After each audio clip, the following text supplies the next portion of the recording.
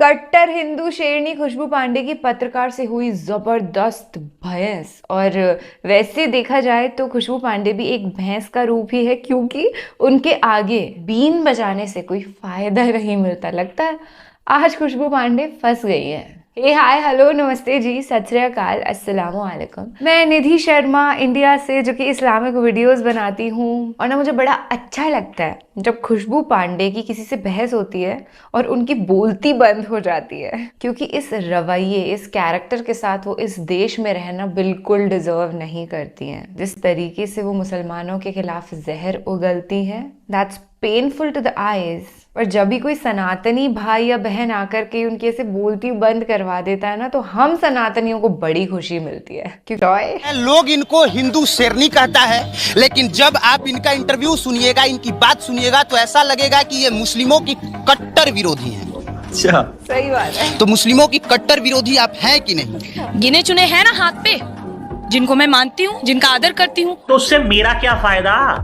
तो उसके लिए आपको लगता है कि पूरा मुस्लिम कम्युनिटी ही दोषी हो गया, ज्यादातर लोग दोषी हो गए? मैंने ये कहा तो मुझे एक बात बताइए, उनको इस देश में डर क्यों लग रहा है? क्यों लग रहा है? मतलब इस देश का, सुन लीजिएगा पूरा, इस देश का कमाए, इस देश का खाए, इस देश का एक मिनट अपने देश में चेहरा बनाए, और अंतिम समय में जब उनके जीवन का अंतिम समय आता है, तब वो ये कहते हैं कि मुझे इस देश में डर लगता है। ऐसा क्या बात कर रही हैं? हमें बिहार में डर लगता है।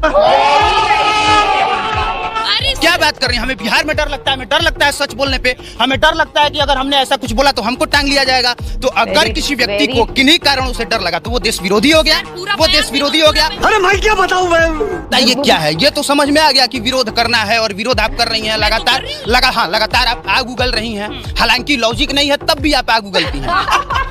सर, आप सनातनी है ना? अपने हाथ में कलावा बांध रखा है ना? सर, मेरे हाथ में बांधिए और मंत्र के साथ बांधिए ना। वो सब वो मंत्र संतर हम नहीं जानते। येन वद्दो बलिराजा देन वंद्रो महाभारतेन त्वां प्रतिपद्दन मयि रक्षति माचला।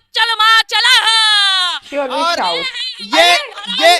ये कोई जवाब नहीं है। माम भिरक्षय रघुकुल नायक धृत कर चाप रुचिर कर सायक मोह माह घनपटल प्रभंजन संशय विपिन अलल सुरंजन अगुण सगुन गुण मंदिर सुंदर भव भारती मंदर परमंदर 12 तारे संस्कृति दुष्कर श्याम गात राजीव विलोचन दीन बंधु प्रणत तारित मोचन अनुज जानकी सहित निरंतर बस राम मम उरंतर। अर्थ बताइए, एक्सप्लेन। अर्थ बताइए।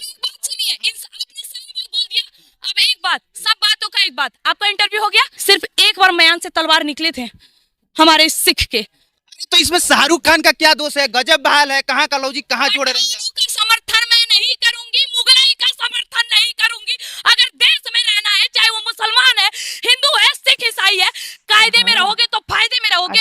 और शाहरुख खान वाले मैटर पे आप फंस गई, अच्छे से फंस गई। आपने, सुनिए मैं क्यों कह रहा हूँ, क्योंकि आपने कहा कोई लॉजिक नहीं था विरोध करने का। आपने सीधे कहा कि जो सलवार और तलवार की नोक पे सलवार उठाने वालों की हम फिल्म नहीं देखेंगे। वाली नहीं सर, आपने ऐसे पूरी बात सुने। मैंने ये कहा कि तलवार की नोक पे सलवार पहनने वाली की मूवी ना देखे। आपका देश प्रेम है कि नहीं पता। तो मुस्लिमों की कट्टर विरोधी आप हैं कि नहीं?